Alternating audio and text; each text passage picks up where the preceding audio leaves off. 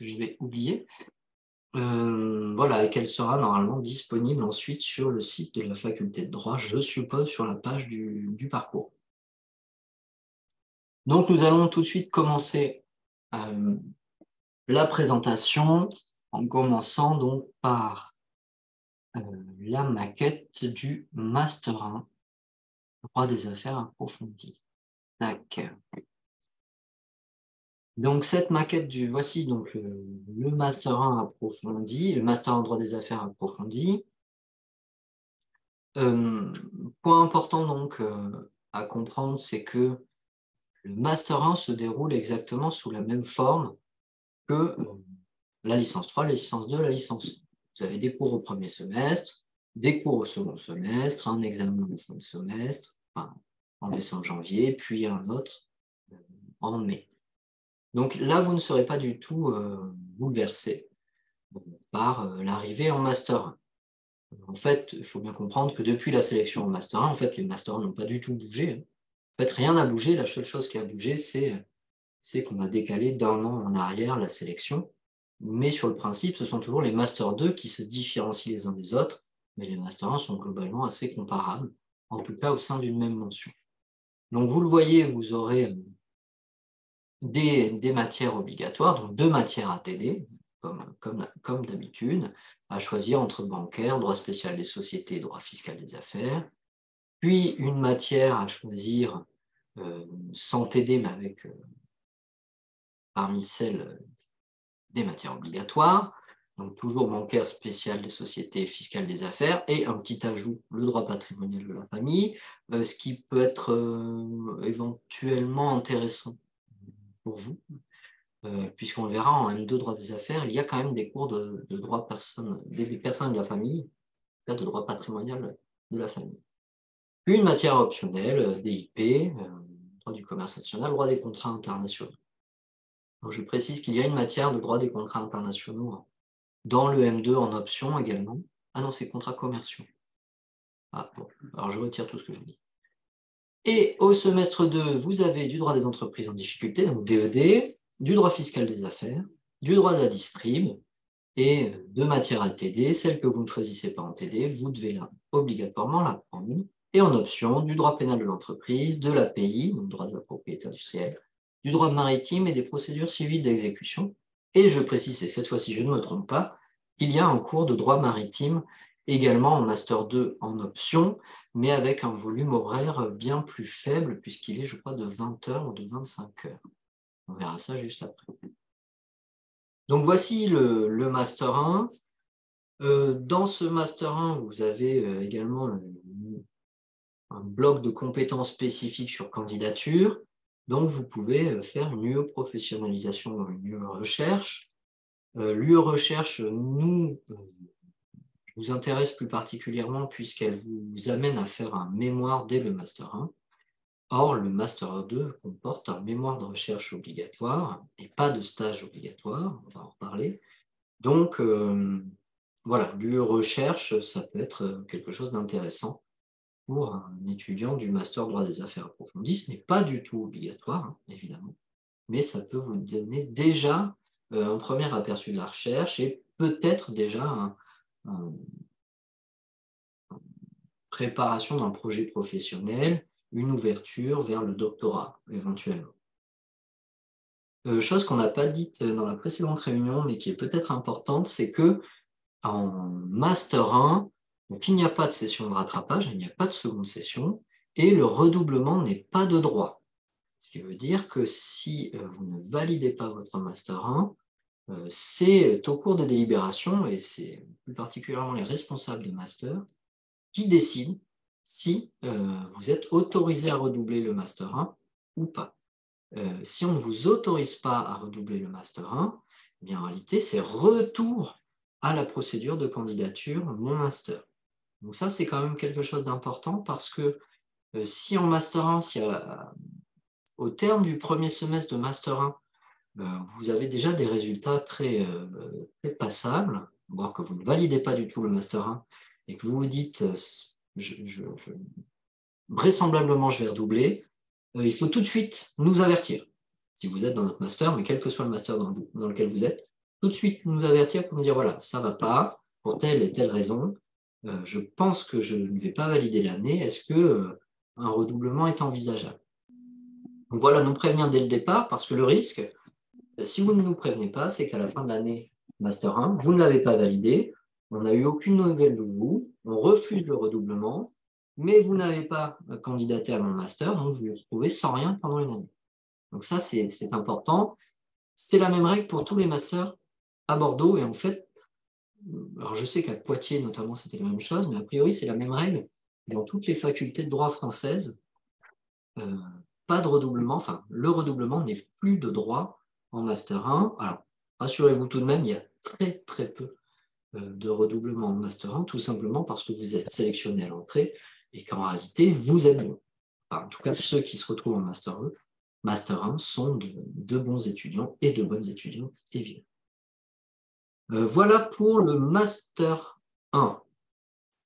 Et voici le Master 2. Donc, c'est là que les choses changent de manière très profonde, déjà au niveau du volume horaire.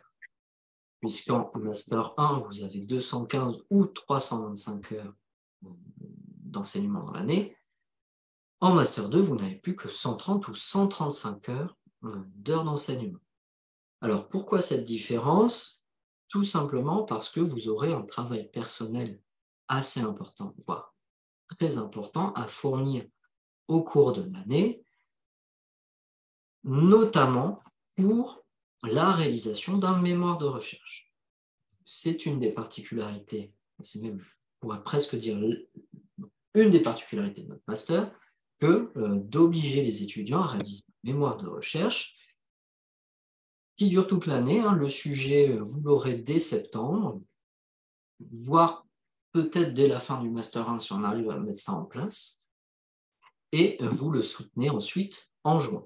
Donc de septembre à juin, vous travaillez sur votre mémoire avec des rendez-vous réguliers avec votre directeur ou directrice de mémoire. Donc ça, voilà. Donc je le précise bien, les stages sont possibles en Master 2, mais ce sont des stages facultatifs. Ils doivent être autorisés par Guillaume et moi-même, et nous ne les autorisons que s'ils interviennent hors des périodes de cours obligatoires. Donc voilà, ça il faut qu'on soit bien clair avec vous, puisqu'on a toujours certains étudiants qui candidatent en nous disant moi ce qui m'intéresse c'est le stage obligatoire, enfin c'est le stage en M2, ce n'est pas le cas dans notre master. Donc voilà pour le mémoire, pour le volume horaire. Ensuite, dans ce master, comment est-il organisé? Bien, vous avez des cours obligatoires qui sont les cours de droit des obligations et des biens. C'est Guillaume Drouot qui les assure. Des cours de procédure civile approfondie, là encore obligatoire. Un cours de droit des affaires, on pourrait dire de droit des affaires approfondi, c'est moi qui m'en charge, et c'est en fait un cours de droit des sociétés approfondi, en tout cas pour l'année prochaine et pour les quelques années qui viennent, et un cours de droit des personnes et de la famille assuré par le professeur Philippe Delmas-Saint-Hilaire. Et j'ai oublié de dire que le cours de procédure civile approfondie était assuré par Bérangère Mélin-Soukramania. Donc c'est un master de droit des affaires, mais ça reste un master assez généraliste, et ces cours obligatoires sont communs avec le master droit privé approfondi. Donc, comme je vous le disais, les masters droit privé approfondi et droit des affaires approfondi sont des masters conçus à peu près sur le même modèle. Qu'est-ce qui va changer? Ce qui va changer, ce sont les sujets de mémoire, qui sont des sujets de mémoire de droit des affaires, je vous les montrerai juste après. Ce qui va changer aussi, ce sont les matières optionnelles. Donc, vous pourrez choisir 2 matières parmi cette liste-là. Alors, je vous dis tout de suite, le droit comparé, nous n'avons pas d'enseignants depuis plusieurs années. C'est en fait une matière fantôme, mais vous avez contrats internationaux, droit maritime, droit pénal des affaires, droit fiscal des affaires, procédure fiscale et droit du travail approfondi. Précision importante. Et là, vous avez la petite étoile. Le master est présenté dans la maquette avec un premier semestre et un second semestre. En réalité, ça ne se passe pas du tout comme ça. C'est-à-dire qu'il n'y a pas de découpage des enseignements entre premier semestre et second semestre. Un enseignement indiqué au premier semestre, comme le cours de Guillaume Drouot, peut avoir lieu intégralement au premier semestre, ou à cheval sur le premier semestre et le second semestre, ou entièrement au second semestre. Et c'est la même chose en réalité pour toutes les matières. Donc certaines des matières optionnelles, en réalité, sont en ce moment dispensées et n'ont pas eu lieu au premier semestre. Donc ça, alors, c'est ce qui fait aussi la particularité des masters comme le nôtre, c'est que l'emploi du temps des enseignements bien, change d'une année sur l'autre, puisque ce sont les enseignants qui fixent les dates de leurs cours. Donc une année, vous pouvez avoir beaucoup de cours au premier semestre, très peu au second. Ça peut être l'inverse l'année d'après, ça peut être très équilibré. Donc voilà, il faut le savoir. Ensuite, vous avez quelques UE facultatifs, donc droit privé étranger, c'est cette année une professeure du Québec, de la faculté de droit de Montréal, qui assure ces cours de droit privé étranger, qui sont facultatifs, mais c'est 20 heures tout de même. Vous pouvez tout à fait participer également à la clinique du droit, et donc vous pouvez faire un stage facultatif. Voilà ce qu'on pouvait dire là-dessus. Je vais vous montrer, ah oui, dernière enfin particularité, excusez-moi, ce qu'on appelle les séminaires de droit des obligations et des biens et les séminaires de droit des affaires. Là encore, ces séminaires sont indiqués au premier et second semestre, mais ça vraiment, il ne faut absolument pas en tenir compte. Donc les séminaires, qu'est-ce que c'est que les séminaires? Je vous le montre tout de suite. En fait, les séminaires sont assurés par plusieurs enseignants de la faculté de droit de Bordeaux, voire pour certains d'autres facultés. C'est le cas par exemple de Guillaume Lamourou, qui est maître de conférence à Reims. Chaque séminaire dure 2 heures, est consacré à un thème particulier. Ce thème est choisi par les enseignants en début d'année, en septembre. Tous les thèmes vous sont communiqués avec les dates des séminaires et il vous appartient ensuite de travailler le thème prévu. Et puis ensuite, c'est une séance de 2 heures sous forme de discussion. C'est-à-dire que vous avez lu des choses, vous vous êtes renseigné, vous avez des questions, vous avez des choses à dire et vous discutez pendant 2 heures. Sauf que ce n'est plus un chargé de TD, c'est un enseignant, chercheur titulaire, parfois très grand spécialiste de la matière, parfois reconnu nationalement, voire internationalement, et je songe notamment à Florence de Boissy, évidemment, en droit fiscal.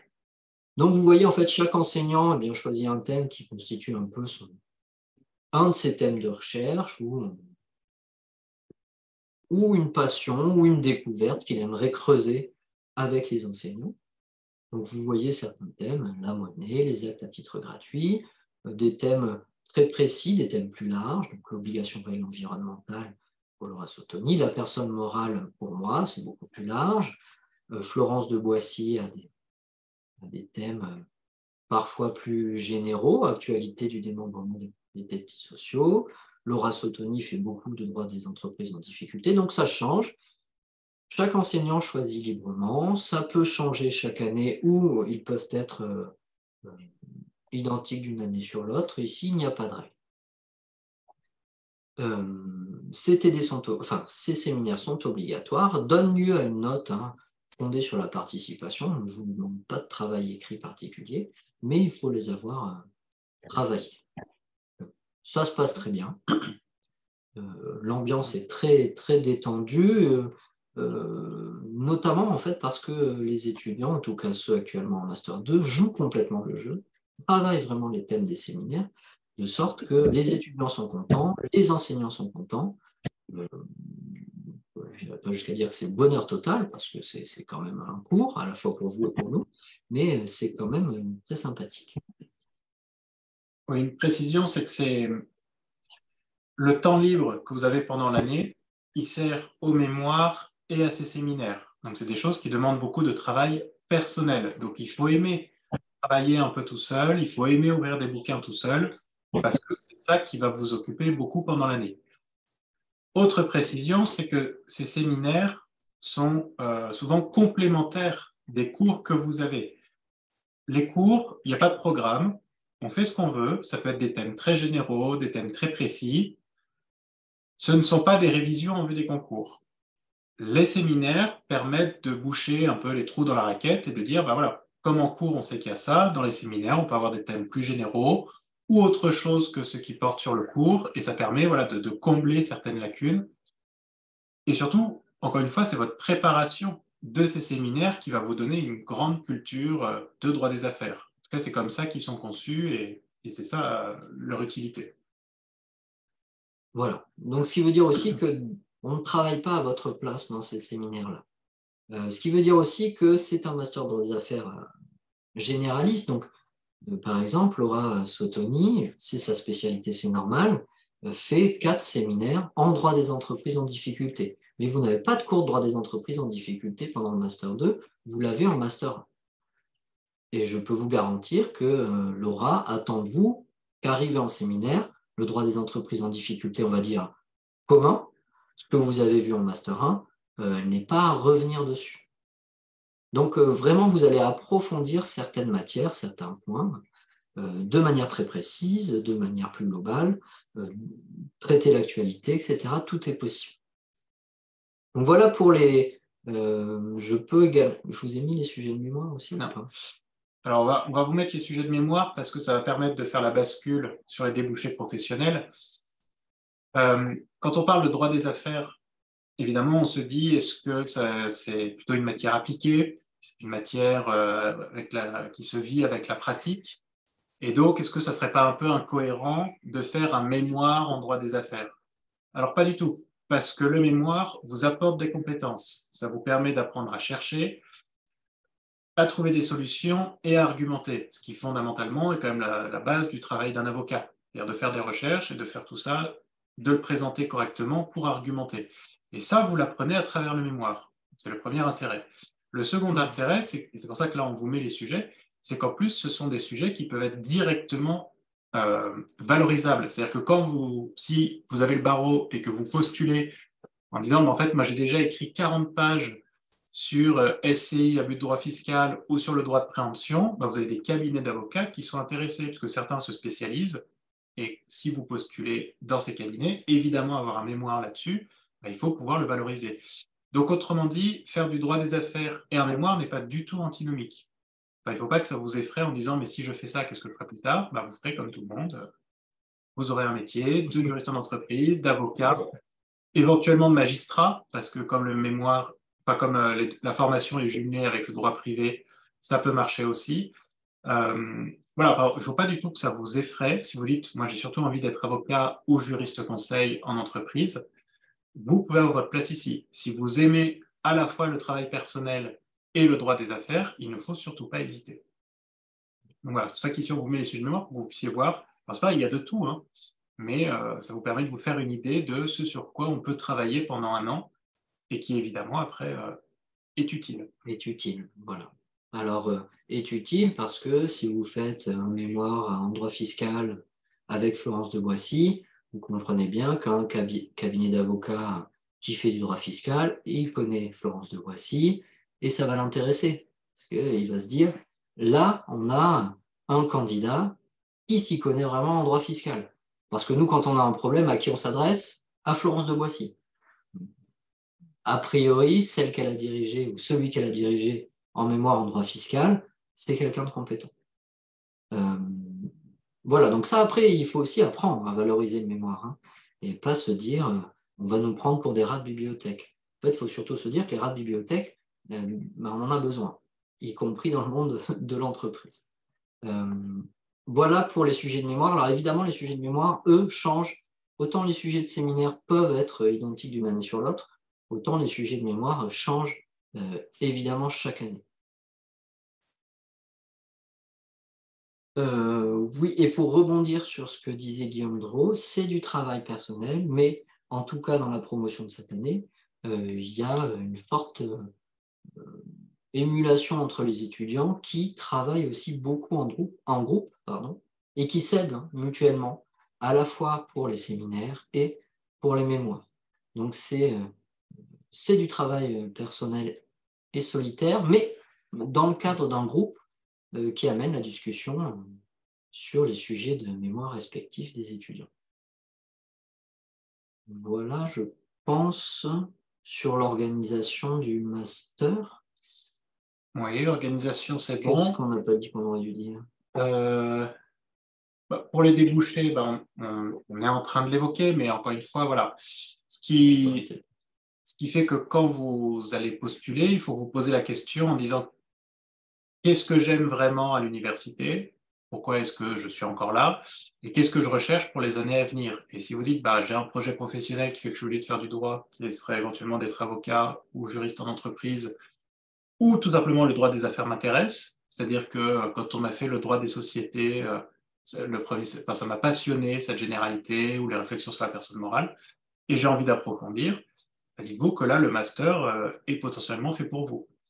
Sachant qu'encore une fois, la perspective, c'est arriver à résoudre des questions par la recherche. C'est-à-dire pas se dire je vais m'appuyer sur des formulaires tout faits qui existent, mais j'ai envie d'apprendre par moi-même pour ensuite résoudre des problèmes par moi-même. Et dans le domaine du droit des affaires. Et voilà, comme le disait Julien, quand les avocats ont des problèmes, vers qui ils se tournent? Vers les profs. Pourquoi? Parce qu'il y a cette compétence particulière qui est la recherche. Et c'est ça qu'on veut vous faire goûter dans notre Master 2 de droit des affaires. Mais cela suppose d'aimer le droit en général, le droit des affaires en particulier, et de ne pas avoir une vision du droit strictement utilitaire. Voilà, donc ça, il faut bien que vous l'ayez en tête aussi.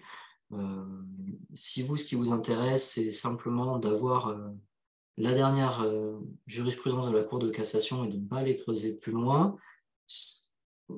voilà, c'est pas forcément c'est pas du tout l'objet de ce master. S'agissant des débouchés professionnels, ouais, globalement, on a beaucoup d'étudiants qui ont pour ambition de devenir avocat ou de devenir magistrat, ou éventuellement d'enchaîner sur un second Master 2 plus spécialisé et ou plus professionnalisant, par exemple avec un Master 2 apprentissage. Ce qui est pas forcément d'ailleurs ce qui peut être une bonne stratégie, puisque ça vous donne une solide culture juridique en droit et en droit des affaires en particulier, et ensuite la possibilité de faire valoir ses compétences de recherche et cette culture juridique ensuite en cabinet. Et puis, il y a un débouché professionnel qui est spécifique au master droit des affaires approfondi et au master droit privé approfondi, c'est le doctorat. Voilà, nous sommes les seuls masters de la mention droit des affaires à permettre la possibilité donc de faire un doctorat qui est nécessaire pour devenir enseignant-chercheur à l'université. Donc là, pour les étudiants qui envisageraient de faire une thèse, de devenir professeur, qui veulent le faire ou qui se posent la question, là, il n'y a même plus de questions à se poser. Il faut candidater au master droit des affaires approfondi ou droit privé approfondi, ou si vous êtes dans une autre branche, droit pénal approfondi, droit public approfondi, etc. Voilà là-dessus. Alors évidemment, nous, c'est un projet professionnel qui nous intéresse puisque ce fut le nôtre et que nous sommes très attachés aussi à l'avenir de l'université, et pour que celle-ci perdure, il faut quand même que des étudiants passent des doctorats et deviennent enseignants-chercheurs. Voilà, je pense que on a dit l'essentiel. S'il y a des choses hors maquette qui n'apparaissent pas sur la maquette, alors il y a un exercice particulier, le résumé de thèse. Début septembre, vous choisissez une thèse, celle que vous voulez, et vous devez la résumer en 10 pages. Vous avez 3 mois pour faire ça. Et puis, tous les mois, on fait des conférences lecture. Donc, on propose un article à lire à la promotion. Et puis, on se réunit, Guillaume, moi et les étudiants, et on discute tous ensemble de l'article qu'on a tous lu. On appelle ça des conférences lecture, mais ce sont plus des discussions. C'est facultatif, c'est au volontariat. Alors c'est quelque chose qu'on a lancé cette année et les étudiantes et étudiants semblent apprécier. Voilà, et on essaye, on a récupéré la direction du master il y a assez peu de temps, et on essaye petit à petit aussi de lancer de nouvelles choses. Voilà. Oui. La parole est à vous. Si vous avez des questions, alors soit sur le master, soit sur la sélection, on peut essayer d'y répondre. Soit par le chat, soit vous pouvez prendre la parole, auquel cas on préférerait que vous mettiez la caméra. Et si vous n'avez pas de questions, on s'arrête là. Est-ce que tous les examens sont en fin d'année? Alors, les examens écrits, donc les grosses matières des écrits de 5 heures sont en avril. Ouais, en fait, on essaye de regrouper les gros écrits de 5 heures, qui sont des dissertations ou commentaires que vous connaissez. Ça, on essaye de faire une petite session d'examen là-dessus. Et pour toutes les autres matières, les options avec des oraux, là, c'est les enseignants qui choisissent. Donc, ça, c'est vraiment pour l'année de Master 2. Hein. Donc, c'est tout au long de l'année, en fait. Hein. Par exemple, je sais que Florence de Boissy met ses cours de droit fiscal très tôt dans l'année. Je crois que dès fin septembre, elle a fini. Et elle fait ses oraux en suivant en octobre. Voilà. Et les soutenances de la remise des mémoires a lieu mi-mai, les soutenances en juin. Donc, mi-mai, en gros, vous êtes quand même à peu près libéré. Il ne reste plus que la soutenance. Quel est le taux de réussite au sein du master? Le taux de réussite, il est quasiment de 100%, hein, mais comme pour aujourd'hui, quasiment tous les masters. Hein. Depuis la sélection en master 1, le taux d'échec est quasiment nul. Y a-t-il possibilité de poursuivre les études avec une thèse sous convention CIFRE? Oui, tout à fait. Alors, convention CIFRE, j'explique pour ceux qui ne savent pas ce que c'est. Vous êtes en partenariat avec un cabinet, une entreprise qui vous paye et vous êtes à mi-temps chez eux et à mi-temps en thèse. Alors, sur le papier, normalement, ça s'organise comme ça. Et l'avantage, c'est précisément quand vous voulez un sujet très proche du monde professionnel, très concret, la thèse CIFRE est idéale pour ça parce qu'ils vous donnent un problème qu'ils connaissent, qu'ils n'arrivent pas à résoudre, et vous travaillez dessus. Et c'est tout à fait possible, en effet, après le master, de faire une thèse sous convention CIFRE. Simplement, il faut trouver l'entreprise ou le cabinet qui vous accepte en thèse sous ce format. Pour le directeur de mémoire, en fonction du sujet que nous prenons, l'enseignant nous est attribué, nous devons le chercher. En début d'année, vous recevez un tableau, les enseignants, les mémoires qu'ils proposent, et nous, on vous laisse, je crois, 2 semaines pour vous répartir les sujets de mémoire. Donc l'enseignant, vous l'avez, le sujet, vous l'avez. Après, c'est la promotion qui s'arrange. Voilà. Est-ce qu'il arrive que vous preniez des étudiants qui ont fait une L3 en droit international? Ça peut arriver, en tout cas, ce n'est pas du tout un critère de discrimination. Ce qui compte, c'est que vous nous expliquiez dans la lettre de motivation pour quelles raisons, finalement, vous vous tournez vers le master droit des affaires approfondi et pas vers un master de la mention droit international ou droit européen. Est-ce pénalisant de ne pas avoir fait contrats spéciaux et droit des affaires en TD et de ne pas avoir étudié le droit des biens? Alors, ne pas avoir fait contrats spéciaux et droit des affaires en TD, ce n'est pas pénalisant dès lors que vous avez suivi la matière par ailleurs. Ne pas avoir étudié le droit des biens, c'est pas pénalisant, mais c'est vrai que ça commence à... Enfin, c'est embêtant que vous n'ayez pas suivi la matière, ça c'est sûr. Puisque nous, c'est une des notes quand même que nous regardons et que nous demandons aux étudiants de nous communiquer. S'ils l'ont suivi, évidemment. Si vous ne l'avez pas suivi, vous ne la communiquerez pas, mais bon, voilà. Après, ça veut quand même dire que dans votre, quand vous avez ce type de profil, dans votre lettre de motivation, il faut nous expliquer. C'est-à-dire, ça veut dire que visiblement, vous n'avez pas eu envie de faire du droit des affaires tout de suite à haute dose, mais que Voire pas de droit civil, d'ailleurs. Voire, et un peu moins de droit civil. Donc, il faut juste nous expliquer qu'on comprenne. Peut-être que vous avez toujours voulu faire un parcours public-privé, ce qui fait que vous n'avez pas eu ces matières, mais que à cause de votre projet professionnel ou parce que désormais vous avez choisi, voilà, il faut nous expliquer, ce qui permettra éventuellement de compenser ces notes qui n'existent pas et qu'on comprenne. Sinon, on va se dire, où est la cohérence? Est-ce que c'est une candidature dans le vide au cas où? Enfin, voilà, il faut qu'on puisse comprendre. Valorisez-vous les expériences en parallèle des études, travail, investissement associatif, bénévolat?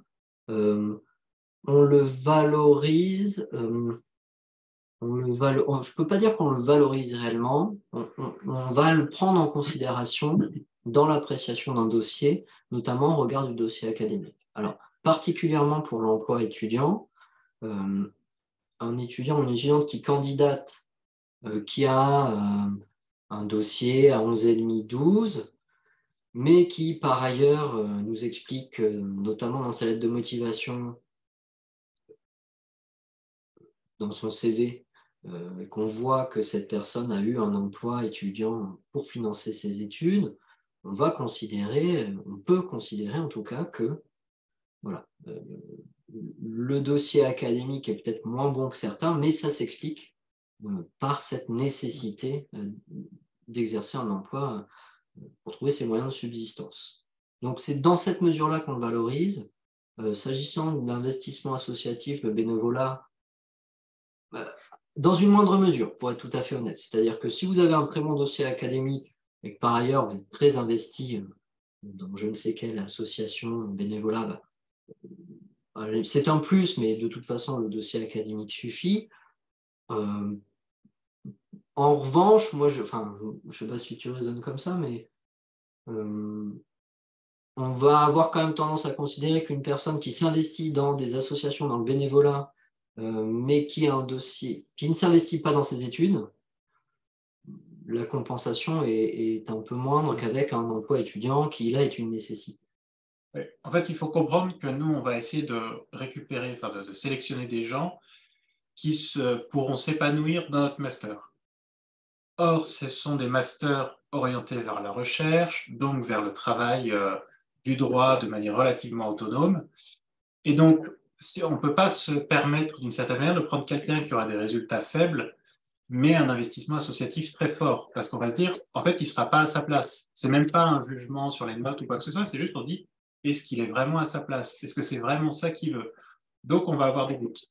Donc, c'est pour ça que les investissements associatifs ou le bénévolat, ça peut nous aider à cerner le profil, ça peut venir en support des notes ou des matières, mais c'est absolument pas déterminant et on ne s'attache pas énormément à ça. C'est-à-dire que si le reste fonctionne, c'est des bonnes notes, pas de question. Et si les notes sont de toute façon catastrophiques, même si à côté vous êtes une très belle personne et que vous avez sauvé plein de dauphins, on va se dire, c'est pas votre place. On est content, mais c'est pas votre place. Voilà. Donc voilà pour vous donner un peu notre sentiment quand nous on doit sélectionner ce qui se passe dans notre tête. Même si par ailleurs, on aime beaucoup les animaux et les dauphins. Voilà, il y a des vaches derrière nous et on les soutient. Les étudiants du master seront-ils présents? C'est en dessous. Alors, normalement, oui. Hein. Normalement, les étudiants du master seront présents au salon des masters. Donc, vous pourrez échanger avec eux et savoir comment ils vivent le master. Je précise qu'on ne leur a donné vraiment aucune consigne. Hein. Donc, ils parleront complètement librement de leur expérience. Après, ce qu'ils ne pourront pas vous dire forcément, c'est les critères de sélection. Ils pourront vous donner leur dossier en disant quelles notes ils avaient, comment ils ont fait leur lettre de motivation, mais ils ne savent pas forcément comment ils sont arrivés là, ou pourquoi, ou pour quelles raisons. Ça, c'est tout simplement parce que tous les ans, ça peut changer, ça dépend des dossiers qu'on a sous les yeux, donc voilà, on ne peut pas anticiper. Voilà, toujours sur la sélection, l'an dernier, nous avions 800 et quelques dossiers pour 20 places. Donc, cette année, ça devrait être dans cette même ordre de grandeur, a priori, un peu plus de dossiers encore.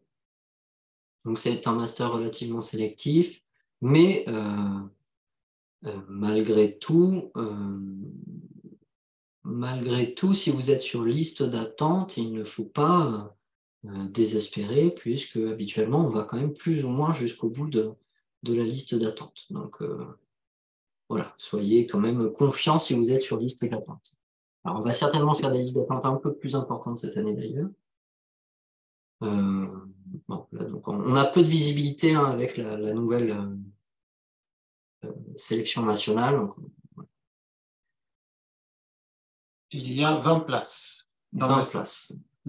Donc là, on a diminué. On était à 26, 25. 25, je crois. 25, et on passe à 20, essentiellement pour que les directions de mémoire soient le plus efficaces possible. Des mémoires, 26 étudiants qui font mémoire de recherche, c'est quand même très beau.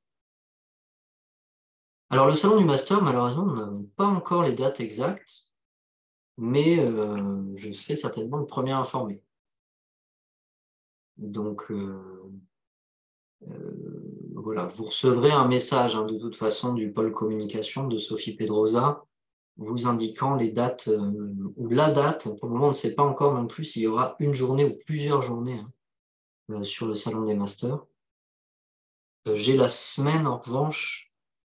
Normalement, c'est du... Qu'est-ce que j'avais dit? Est-ce que j'ai mis ça? Alors, attends. Entre le 15 et le 22 mars. Entre le 15 et le 22 mars. Oui, c'est juste avant en fait que commence la période des candidatures. Bon, on aurait pu déborder un peu en fait, hein, puisque vous avez un mois presque pour faire les candidatures. Y a-t-il d'autres questions sur le master ou sur la sélection elle-même? Point du tout. Auquel cas, nous arrêterions cette vidéo. Rien ne vous interdit de nous l'indiquer dans le chat, hein, si jamais vous avez plus de questions. Ça a l'air d'être bon. Ça a l'air d'être bon. Peut-être êtes-vous endormi d'ailleurs, derrière vos écrans. Nous ne savons pas. Voilà, Madame Vier n'a plus de questions. Tout est clair, c'est super. Donc, nous allons nous quitter, mettre un terme à cette visioconférence. Nous vous remercions, bien sûr. Bonne soirée. Bonne soirée, au revoir.